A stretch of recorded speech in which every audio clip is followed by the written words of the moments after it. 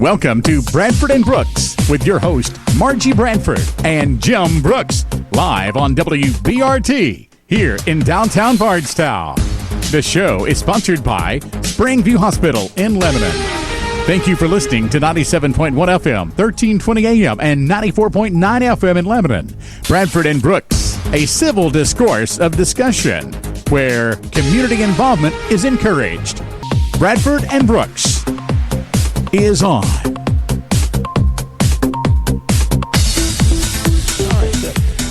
All right. Well, Congressman Guthrie, welcome back to the WBRT studio. Well, it's always great to be here. Thanks for having me here in Bardstown.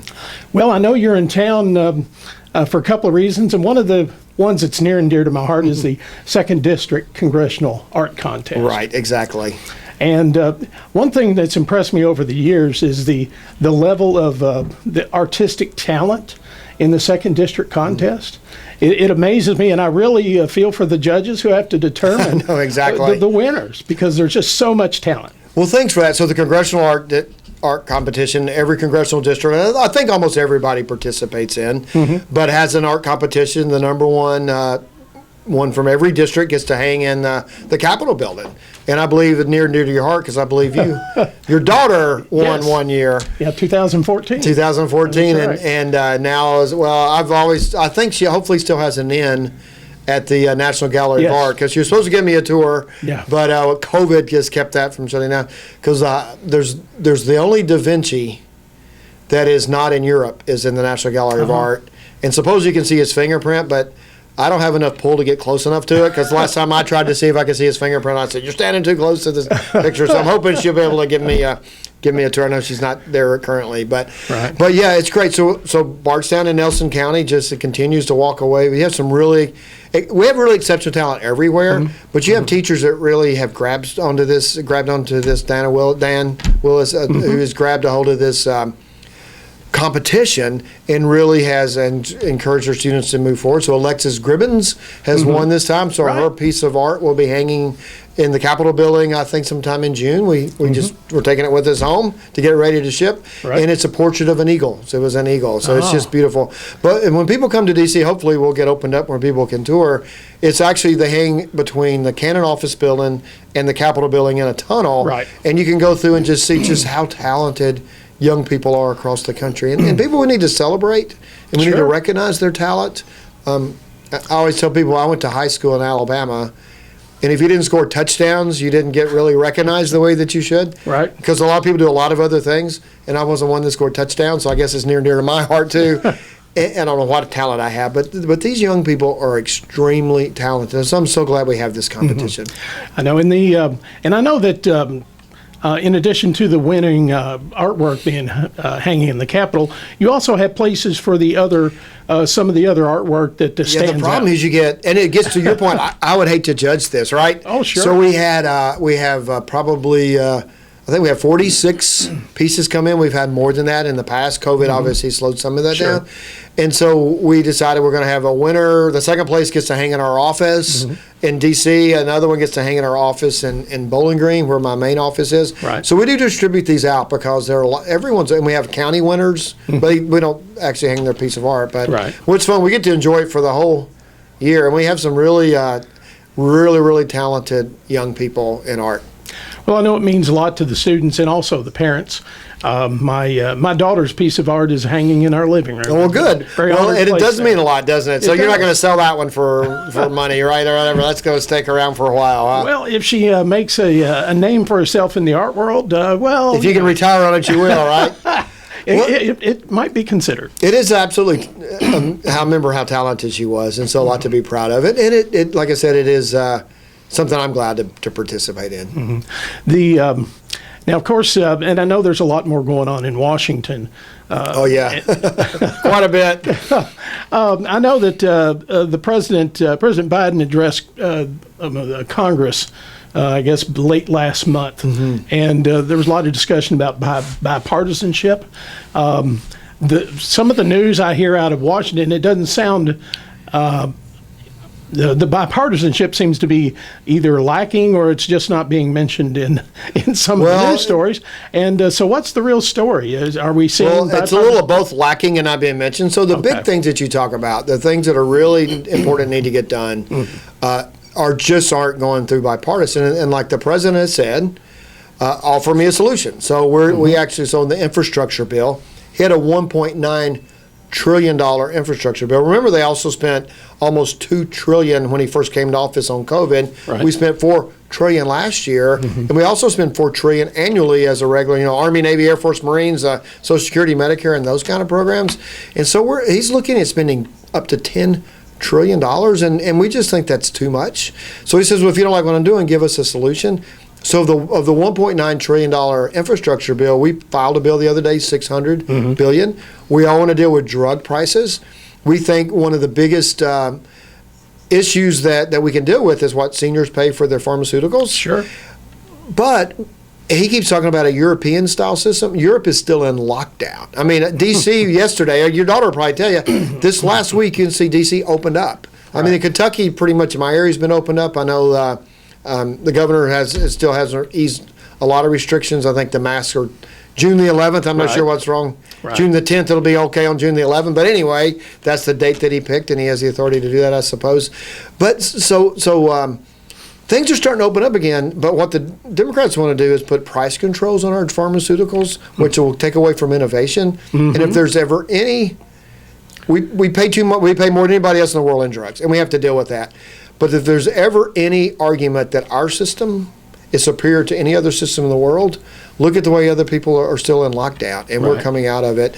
And so to say that, we offered a bill that had 39 proposals, all of them bipartisan, co-sponsors in other bills, put bills together to create a bill on and they won't bring it forward because it doesn't go far enough.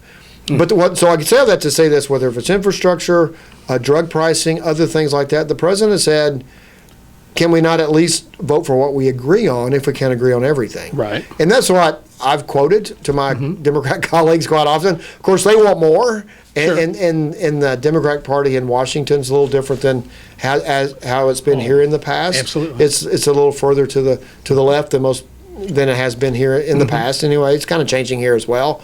But most of America doesn't agree with a European-style healthcare system. They don't really agree with that. We spend another $2 trillion on infrastructure where 2/3 of it is what he calls human infrastructure. Right. Which, we can debate that. There's areas we can spend, but don't tie your quality roads, bridges, and highways to giving everybody free community college. When, Kentucky already does that, so other states could do it as well. Right. Right.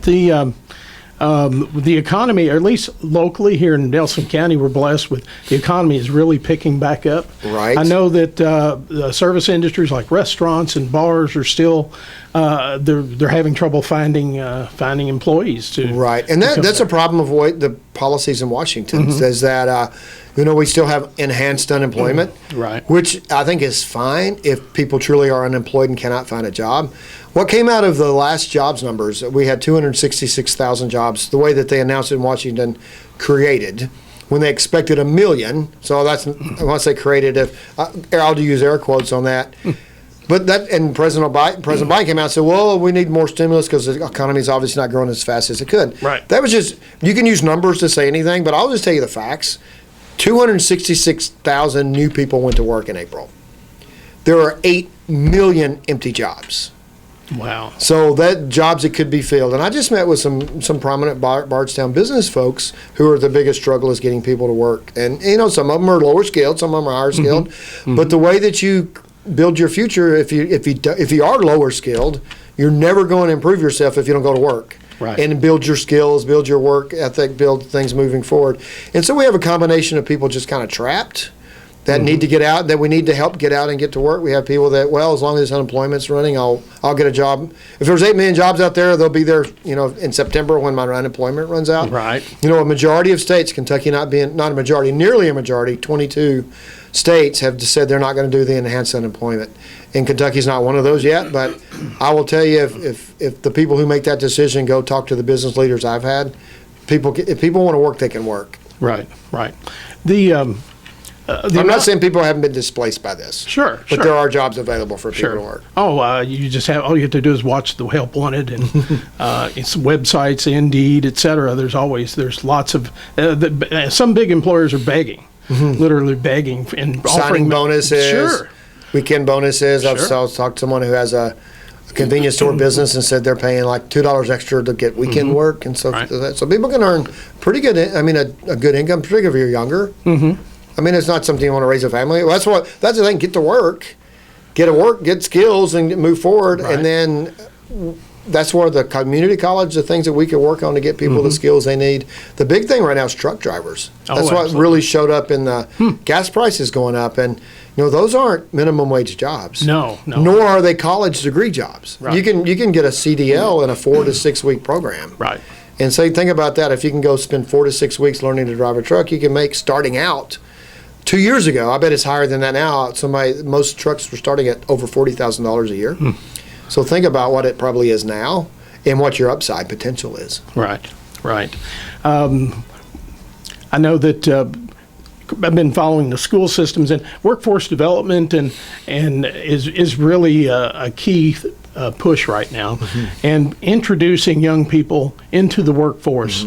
Because if they have an opportunity to co-op or work at a job site, those are skills that can't be taught. Right. There's certain work ethic and certain aspects of being part of a bigger company or a team are truly educational, and really that I really wish that my kids had that opportunity because education and workforce development is changing so fast into the high schools. Well, you're right, and so a lot of that happens at the state level. At the federal level, I'm on the apprenticeship caucus, so I'm the chairman of the apprenticeship caucus, because exactly what you're talking about.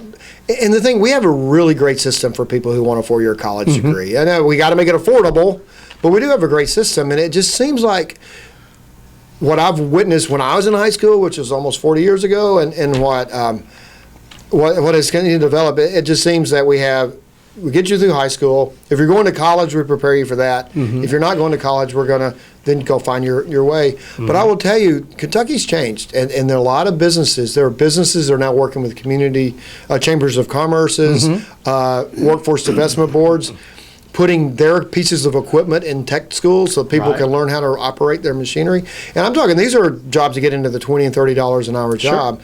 And so the thing that you look at, some of the lower skill jobs that we're looking for, the thing is, when you go to work, you improve. If you never go to work, you're never going to get better. Right. Your skills aren't going to get better, and you're really going to be reliant on what the government pays at the time. But if you go to work, even if it's at the lower end of the pay, $11 and $12 an hour, and you're building the work ethic and training yourself, you're so much employed. So, like I said, truck driving is over $40,000 a year.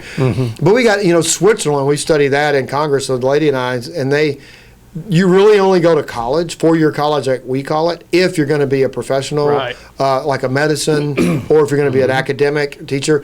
They figure, and I think it's fair to debate, because I think people should learn art appreciation and things, as we talked earlier. But they figure, why force somebody to study something they don't want to study when they can learn a career? And when I say that, so like presidents of banks, CEOs of banks, accounting firms, people after 15 in Switzerland go work for them, and they learn. There's an academic portion and an apprenticeship portion. And I remember the equivalent of our Secretary of Education talking to us and saying, my kids went through this. So it's not, the people who are professionals value this. They want their kids to go through these kind of programs. Sometimes you want professionals, if their kids aren't academically inclined, they still force them to go to college, and we just have to have the alternative programs moving forward. Now, I remember when he said that over 60% of Swiss people go to these apprenticeship programs. He says about 30% go to college, and there's about 10% they kind of lose. I guess like most of us have some people that kind of get lost along that. Those numbers are exactly right. It's been a while since I've heard them, but close. And I remember thinking 60%, what are they doing to these people? Then I thought, the most college-educated state in the union is Massachusetts, and it's about 30%. Kentucky adults, I think, is about 20% of adults that are college-educated. So it's not what you're doing to, it's what you're doing for. Right. And if 20% of your population is getting a 4-year degree, and and I am for spending money at the state level on our state universities, I think we have to make college affordable. We have to figure out how to do that. No, I'm not in the state legislature, and I'm not trying to tell them their job, but as a citizen of Kentucky, they have to figure out how to do that to make it affordable. But we also need to understand there's another pathway. And like I said, Kentucky's getting better at it, and we need to make these opportunities. We have different apprenticeship programs, state-sponsored, that are people are really learning how to, because I don't want somebody to raise a family on $10 an hour. Nobody does. I want somebody to, if they start at $10 an hour, a few years from now being at $20 and $25 an hour, where they can not just survive, but have a career. Well, we've seen tremendous advancement along those lines locally with partnerships between the local chamber and the school systems, and actually, coordinating with local industry on bringing in training people at the technical school for the jobs that they need. Yeah, I was talking with Kim Houston earlier today on economic development, and the biggest issue in economic development is getting the right skills in the right workplace, and that's how you match it up. And so I tell that to say this: we had a horrible pandemic last year. We had people whose jobs evaporated overnight. We had business owners whose businesses stopped overnight. And so we had to give assistance. So there is a role for that. Absolutely is a role for that. But you get to the point where there's opportunities for people to go to work, but it makes more economic sense for themselves not to, because if they go to work, they may not make as much money if they're getting it from the government. I understand that decision process, but it doesn't help them. Right. It doesn't help them, because if you're living on government assistance, 5 years from now, you're still going to be living on government assistance. If you're going to work, even if it's at the entry level, 5 years from now, you're going to be better than you are today. I'm absolutely, if you show up for work every day and you give an honest day's work for an honest day's pay, and hopefully you get an honest day's pay, we need that part of it too, then you're going to be better off 5 years from now. There's absolutely no doubt in my mind. Well, Congressman, there's continued discussion about an additional stimulus bill sending more Americans additional payments. We have spent tremendous amounts of money in the last 2 years. We have. Some of it we needed to do. We were the economy just shut down about this time last year. I don't see another stimulus bill. I think the fact that we have 8 million empty jobs in America shows we're moving back. There are pockets of our economy. Airlines seem to be doing better than they were, but you can see downtown convention, big cities with their convention hotels and things like that. I mean, even though you get the economy moving again, it's going to take a while for convention tourism business. But I'll tell you, they say Disney World's selling every ticket they're allowed to sell right now. So people are getting out and about. You see it here. I was sitting at a restaurant here that's kind of notorious for the bourbon trail, I don't want to say, because I don't want to go against any other restaurants here in town. There were several choices that I would have enjoyed. We made one that I absolutely enjoyed, but there are several others. And you would just see van after van showing up and people getting out. I mean, this is what, Friday on Friday. And so it's tourism's coming back. Absolutely. But there are pockets of industry that are still affected. I don't know, cruise ships and things such as that. But for the most part, I think we got to get people back to work. Absolutely. What about concern in Congress about the amount of money being spent? And we always, and I know I hear the talking heads on TV talking about, well, more money is needed to be put into the economy. What are the practical dangers of continuing to expend at the high levels like that? Well, the first and foremost, it's got to be paid back. So the young people who are entering the workforce, they're going to be paying for the rest of their lives for this. And we were in a pandemic, I understand that. But the second part about it is when you have too much money, this is not even PhD economics. It's 10th grade. If they still do it in 10th grade I don't know if I was 10th or 11th grade when I took economics, but too much money chasing too few goods leads to inflation. And think about it, if you save your entire life and you put in money you think's available for your retirement, and then all of a sudden inflation really gets cooking, it's a tax on your retirement. It really it decreases your standard of living. And so we're seeing that now. We're seeing it in terms of home building. They can't get lumber. I had a company out of Owensboro that makes I say Glasgow, but it's Owensboro that makes windows that can't get glass. And so we're seeing it everywhere. We're seeing not enough truck drivers, so prices are going up in cost of goods sold. And so we're concerned, and I do detect, you do detect it. Now they kind of dismiss it, but you do detect when you hear them from the administration and people that they're really concerned about inflation coming back into our economy. What, as you've traveled around the district and heard from constituents, what seems to be on people's mind these days? I know, of course, we're all looking forward to getting past the pandemic. Getting back to normal, I think is number one. I think people think we should be back to normal now. Right. The biggest debate that you really have is the vaccine, and I'm on the oversight committee for the vaccine. I've been following the vaccine since Secretary Azar said President Trump's going to have a vaccine by the end of the year. Everybody, if you remember, Kamala Harris, when she was running for vice president, and Nancy Pelosi, a guy named Frank Pallone, who's the chairman of the Energy and Commerce Committee, who all now are advocating for the vaccine, last fall said, we don't know if we can trust this vaccine. Right. It has been approved. Actually, the Pfizer has gone through the full process now, but emergency use by the FDA using science. So I think people have to make their own decision. But I'm here to say the vaccine is safe and efficient. That's and effective. Most members of Congress have been vaccinated. We used to get 2 or 3 people a week because we travel so much and we see so many people. And since we've had kind of the herd immunity on vaccination, we've had none reported since February, people getting COVID since February. I think Texas had almost none. No cases the other day they reported, if I remember hearing that. And so then the other question, I just want to, if we have a couple of minutes, is a little longer explanation. Well, I'm healthy, I'm young. If I get COVID, it's not going to be a big deal. Should I be vaccinated? So this is what happens. So and I've learned more about, I'm not a biologist, I'm not a doctor, so I'll say that first. But as I say, I get COVID infected me. I had the Pfizer vaccine. The others are great too. And my body immediately has antibodies ready to go to kill the vaccine. So I don't know how long it lingers in your body, but not.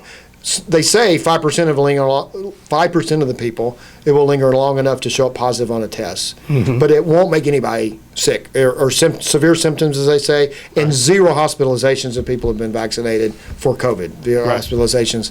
So, but people say, well, I'm just going to take my chances because I'm healthy and I don't think it's going to bother me anyway. Let's say you're a 30-year-old and that's accurate, but you get the virus.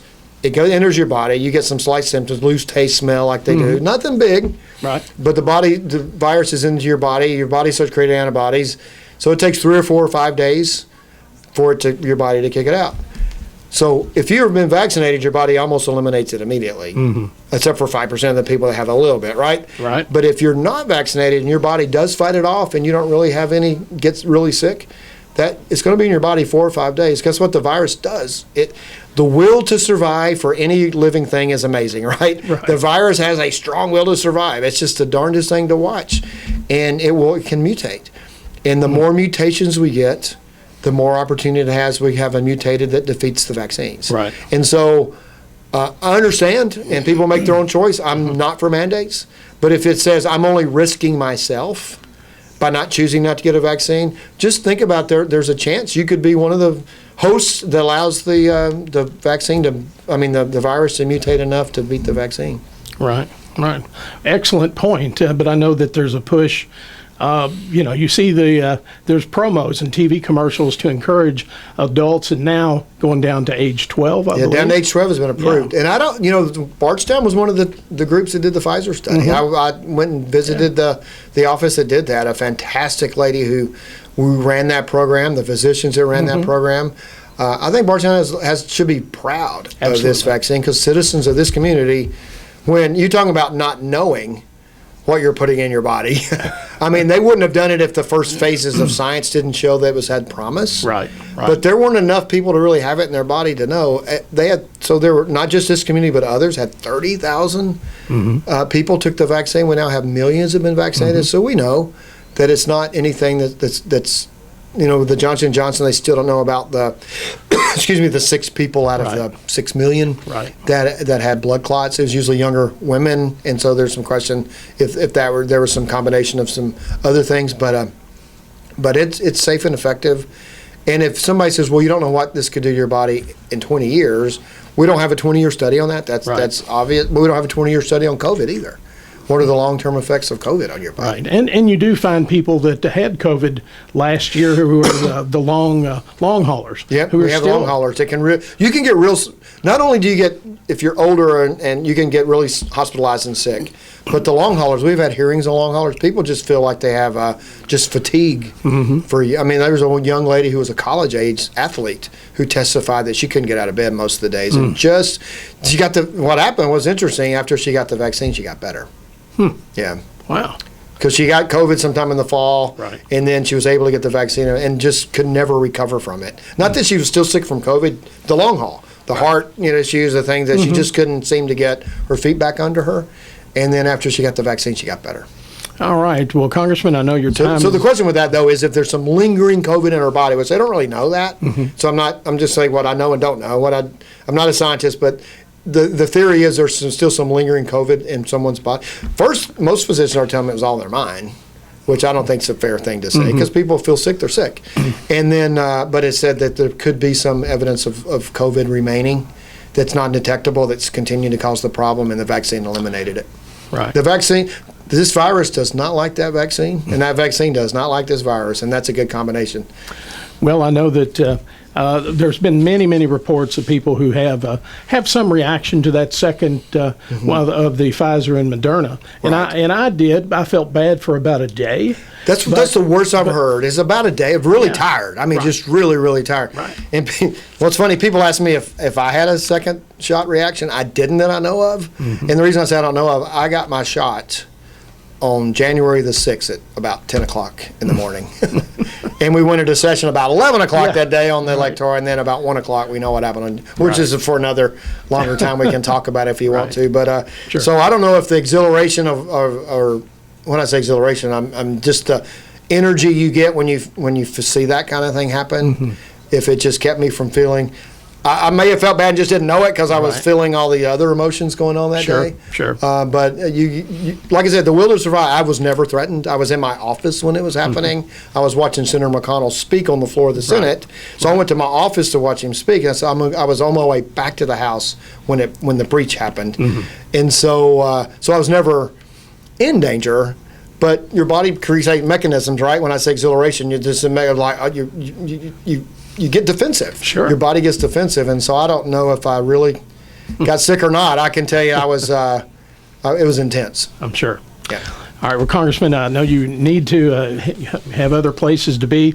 Thank you for your time today. It's always great to be here today. Thanks. And give my regards to Miss Katie. I sure will, and appreciate your time with our WBRT audience. Thank you very much. Appreciate it. All right. Thank you. Appreciate it. Thanks. All right.